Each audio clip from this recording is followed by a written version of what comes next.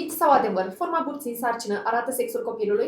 Mit. Forma abdomenului depinde de tonusul muscular, de poziția bebelușului și de constituția generală a pacientei. Mit sau adevăr? Infertilitatea este de cele mai multe ori doar o problemă a femeii. Mit. Infertilitatea este o problemă de cuplu și de aceea trebuie evaluat ambii parteneri. Mit sau adevăr? Există menstruații pe perioada sarcinii? Mit. Menstruațiile adevărate nu pot apărea pe perioada sarcinii. Pacientele pot într-adevăr experimenta anumite sângerări, în special în primul trimestru de sarcină, și acest lucru ar trebui să îl îndemne să facă un control ginecologic cât mai repede posibil. Testul Papa Nicolau doare? Mit sau adevăr? Mit. Testul Babeș-Papa Nicolau nu doare și ar trebui efectuat anual.